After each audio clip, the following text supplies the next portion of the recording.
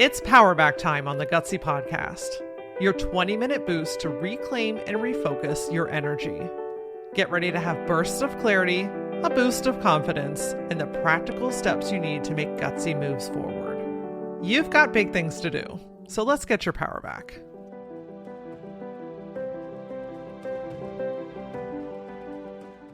Do you ever try to focus and then all of a sudden your brain does that bouncy thing where you remember everything that you have forgotten in the last 30 days? You get a new idea, there's squirrels everywhere, shiny object syndrome is at its finest. And before you realize it, you're doing 15 different things and getting none of them done. If you are nodding your head along, friend, this Powerback episode is for you. And I can speak on this because I live it too. It wasn't until the other day when I had a half a face of makeup on, my hair half done, my pants literally around my ankles, and a toothbrush in my mouth where I realized, hey, I think I may have found a way to let my brain do its bouncy rogue thing so that I can focus. What if this is actually a suppressed superpower that when I lean into it and use it, frees me up to have the capacity to do the bigger things that I need to focus on? I found a method that's working and I want to give it to you. And you know something? If you are multitasking as you are listening to this episode, that's okay, because I know that sometimes that is the best way for your brain to absorb information. Let's start by traveling back to last week when I had this freaking aha moment. In standard Laura Ora fashion, something happened that made me have this light bulb realization that was like, oh shit, this is an episode for the Gutsy Podcast. I had started to get ready for the day, meaning I'm getting out of my pajamas. I'm going to put on some makeup, right? I'm going to get myself ready so that I feel presentable. I wasn't meeting anybody that day, but there was some deeper focus work that I knew that if I just got myself together, put on my makeup, changed out of my lounge clothes, that I would just feel more focused. That's a little side hack, by the way. When I know that I need to get into deeper work, even if I'm not meeting anybody, getting dressed, getting ready, going through that type of routine helps my brain know that hey, there are things to be done. And this was one of those days. So I'm getting ready. I'm putting on my foundation, and about halfway through, my brain's like, oh, don't forget deodorant. So I get up and I go over and I put on deodorant. As I'm putting on deodorant, I remember I want to go ahead and put on my pants. So I choose the leggings that I'm going to wear that day. I start to put them on. They're literally around my ankles. And I'm like, oh, I should brush my teeth too. So I'm literally penguin wobbling into the bathroom to brush my teeth. And it was when I was standing there with this half face of makeup, my hair a fucking mess. I've got deodorant on and I've got pants on-ish. That I realized, oh, we're doing the bouncy brain thing. This is one of those mornings where my brain is going way faster than my physical body wants to. It's like a rogue squirrel that cannot be contained. And so I continue to go with this. I go back and put on the rest of my makeup, well, some of it. Then I switch to my hair, then I come back to the makeup, then I put on my shirt, and then I hated the shirt, so I changed the shirt. And eventually, it was done. I was ready for the day. All my shit was together. All my stuff was put away. It was time to transition into the next activity. And that's when I realized I'm like, oh, wait a second. What if there's actually something to this method? What if we let the bouncy brain do the bouncy brain thing so that I can have the capacity and the focus to shift into this next activity? See, the activity that I needed to focus on for that day was writing content. Content meaning I'm writing posts talking about Oraline the Mastermind and the Gutsy Collective. I'm creating videos for TikToks and Reels. I am sharing my message to you, with you, for you.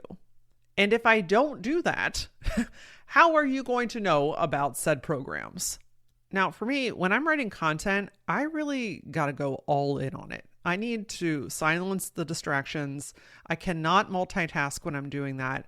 I definitely cannot have meetings the same day. It's very hard for my brain to switch from creatively writing in depth for my content to switching to a coaching call or creating videos and shifting over to talk to somebody new on a discovery call. So when I'm writing content, that's all I'm doing until I'm done. So when I went into my office to start writing content, I realized that my brain was more focused. It was calmer. It was ready to dig in. And that's when I realized, hey, this bouncy brain thing, there might actually be something to this. Now look, I need to put in a little disclaimer here. I am a self-diagnosed ADHDer, okay? The writing is on the fucking wall. I don't need it on a medical paper. You should also know that I have no training in ADHD, okay? I am just simply sharing with you something that has worked for me for consideration for maybe you to try or to create your own variant of. Because we got to stick together, okay? When we find the shit that works, we have to share these methods because it very well could be the thing that helps you or discover what helps you. Something that I've realized is that when your brain functions this way, it's not widely accepted, right? Especially at work, especially in settings of groups or just doing anything, you are consistently compressing the way that your brain naturally functions. We are neurospicy. We do not function in the same clear path as everyone else. And what if that is actually one of our superpowers? What if when we actually allow it to do its thing, to give it some free range, to be bouncy, to be spicy, to be all over the place, we actually harness in an ability that not everyone can access? I kind of look at the ADHD brain like toddlers, okay? Toddlers are not meant to be contained. These little fuckers want to do all the things. They're riding their toy over here, and then they want to go outside, and then they need a snack, and then, oh, the TV's on, and then I'm going to go back to building the blocks, and oh, I need a nap. They're all over the place, okay? And when you try to force a toddler to do something that it does not want to do, it rarely goes well. But there's something kind of magical when you let the toddler do the toddler thing. How many times have either you or you've witnessed someone let the toddler burn off its energy? We're out in the yard and they're running around. They're playing their music and singing and dancing into the living room, and they're just letting all the energy out. You go to the park and they're up and down the slide 40 fucking times.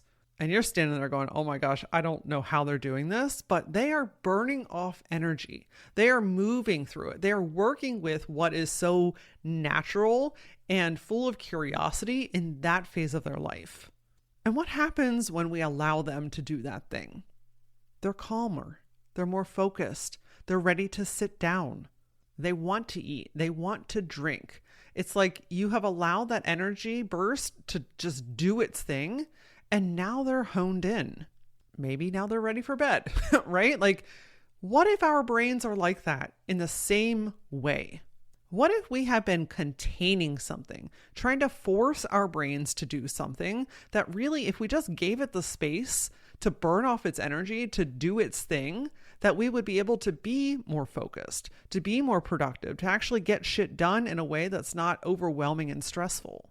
When we contain it, things get harder. You're conforming it. You're trying to force this thing into a box that wants to be set free. You end up with 15 open projects. Nothing really gets done. Your anxiety and your blah is through the roof, and you're exhausted from the busyness of doing all of it, but somehow also nothing. So here's my theory, and here's my realization from the other day, and I've been working with this. When you give your brain the space to do its bouncy thing, it works out all of those kinks and all that big energy. It has space to work its magic. It becomes validated and accepted instead of silenced and boxed in and made out to be this terrible part of you. What if, when given the space, this actually becomes a superpower? I mean, I don't have statistics on this. I'd love to research this a little bit more. I would bet there is a super high percentage of business owners that have ADHD. The amount of things that need to be done, the amount of creativity and ideas that come in on a daily basis, I don't understand how a neurotypical functions in a business space. I would love to learn that. I would imagine there is a high percentage of ADHD in anyone in any role that manages a lot of people, that has a lot of responsibilities, a lot of oldest daughters. We're juggling a lot of shit, my friend. There are always moving parts, and somehow we know how to navigate it. Somehow it always gets done. See where I'm going with this? When we use that skill, I'm going to call it a skill now, it's not a downfall. When we use this skill, we can actually get more done. We can be more productive. We can feel better about ourselves when we're not shaming ourselves for being all over the damn place. It's no longer a bad thing. It's honoring the way that we naturally function. We just got to give it space to run on the playground. We got to let our toddlers out, people. Because here's what would have happened had I not allowed my brain to be bouncy when I was getting ready. If I would have forced myself to follow a routine, to do all of the same thing at the same time, or do things in a very structured way, my brain is pulling and tugging at me to do a bunch of different stuff. Now, listen, there needs to be guardrails sometimes, and we need to check back into places. And sometimes there are situations and tasks where we have to focus, which I'm going to get into in a minute. But in this situation, it's just not necessary. It's me and my brain and my makeup. It's really not that serious. But had I forced myself to conform to whatever someone might think is the best way to get ready in the morning, that big energy would have been just ping-ponging around in my brain. And when I went to work, when I went to start creating content, that energy would still be there. It would be stuck. And guess what my brain's going to do? It's not going to be able to focus. I'm not going to be as creative as I can and want to be because I'm going to be spread all over the freaking place. Then I'm not going to be able to get things done, or I'm not going to get as much done as I wanted to. Then I'm going to feel bad about that. Now it's going to snowball to the next day or the next week, and it just piles up. 20 minutes of the bouncy brain let me go super deep, get so much done, and guess what? Check the box. I was finished that day.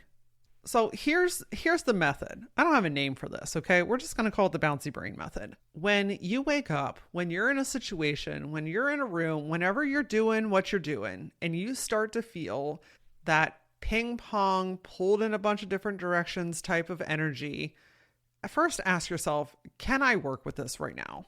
Sometimes you're in a situation, again, where you have to be focused. You have to check back in. And in that case, we are seeing and honoring what's going on in our brain, maybe writing some things down so that you don't forget it, or so that it gives that energy of some movement in one way or another. And then we have to check back in with what we're doing. But if you check in with yourself and say okay, is this a moment where I can be bouncy? Can I let this go rogue? Truly, can I let this energy out? Can I give myself some time and space to work out this energy? Can it run on the playground for the next 30 minutes? And if the answer is yes, I want you to embrace the shit out of it. You can set a timer if you, I know that sometimes when you get into that energy, you can just stay in that for 6 hours and then you come up for air and you're like, oh my God, I just did 8,000 things. So one way to help guide it, right? Okay, kids, it's time to leave the playground, is we can set a timer. Set a timer on your phone, set a timer on your computer to say, okay, for the next 20 minutes, I'm going to go rogue. For the next hour, I'm going to let my brain do its thing. That's a very simple but very powerful way to help steer and guide yourself. And then do it. Do all the weird things. Do the 40 different things that you're thinking about. Reorganize the desk while you're changing your shoes and you're texting a friend back and you're organizing the files on your desktop and you're remembering ideas that you had and you're getting them down on paper. Whatever it is, right? Who knows what's going to come in? That's the wild, wild west of our brains. But the most important thing is you're giving it space to do it. You're honoring that. You're letting your brain do its bouncy thing. You're letting your energy run on the playground, essentially. When you start doing this, you're like, I have time to breathe. I'm not trying to contain this energy anymore. I'm not trying to force myself to do and be like everyone else. I'm not trying to make myself work the way that everyone else works, because guess what? I don't. Look, I realize the way that I get ready in the morning might look and feel incredibly chaotic to somebody, but it works for me. And this is where radical self-acceptance is going to change the way that you feel about the way that your brain works. When you stop shaming it, blaming it, telling it that it's wrong or that it's not productive or it's not good, that's only further suppressing the energy, which is going to make you explode in one way or another. This method gives it permission to simply be, to do, to work it all out.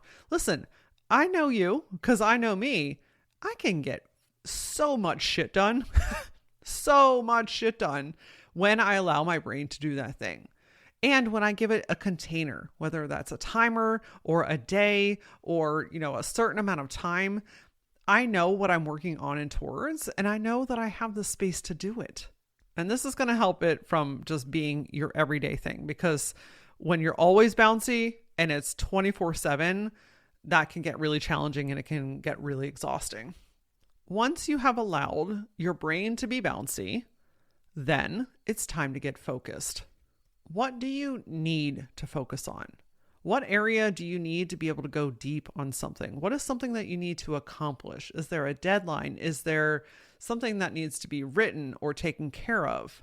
And the best way to figure this out is to literally take 10 minutes, either that morning or my personal favorite is the day before, because my brain likes when it knows what kind of energy I need to get into for the next day. So for instance, I record Gutsy podcast episodes on Tuesdays. And so Monday afternoon, I will look at how many interviews that I have for the next Tuesday, and I start to prep those things. So I know, hey, I need to go deep on the podcast tomorrow. And so when I wake up, there's already an expectation of where my energy is going to be directed that day. You do you. Whatever works for you. If you're more of a that morning person, do that. Okay. Really embrace and figure out what works for you. Try it a few different ways until you figure out, okay, this is the system that works for me. The entire goal is to know what's ahead. And I know there's probably 40 things on your list that you need to do, but that's not humanly possible. Okay. So what needs your attention?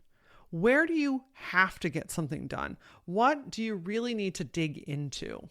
Choose your focus activity because 1, it's going to help you accomplish it, but 2, it's going to serve as an anchor.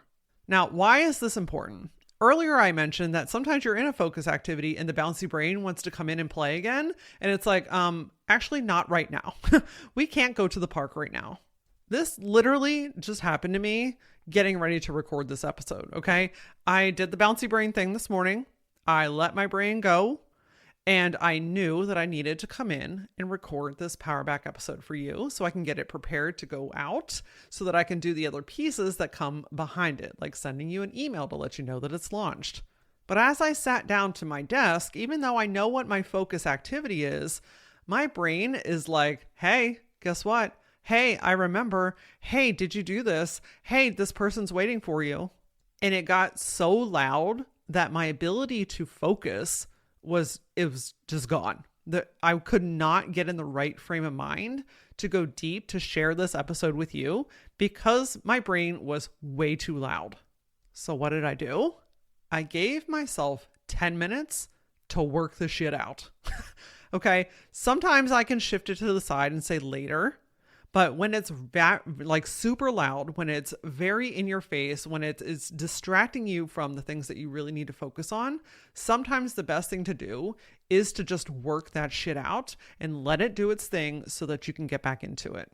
I swear to you, it was like I went to hit record and like a flood of memory of all the to-dos that I had been thinking about came to the front of my mind. And then I was worried about forgetting something. And when am I going to do this? I know I have a busier week, so I'm not sure if that's going to get done. So you know what I did? I took 10 minutes. I took all of those to-dos. I put them in Monday.com, which is my project management system where I keep track of all of my shit. And guess what? It's out of my brain now. It has a home. It has a deadline. I know that it is, guess what? A future focus activity. And then my brain was like, oh, okay. All right. Thank you. Okay. We can go back now. So this is not by any stretch a perfect method. Okay. We are consistently working with our brains and learning new things about ourselves and productivity and how we work best. And this is working for me right now. It may work forever and it might work for 6 weeks. I don't know.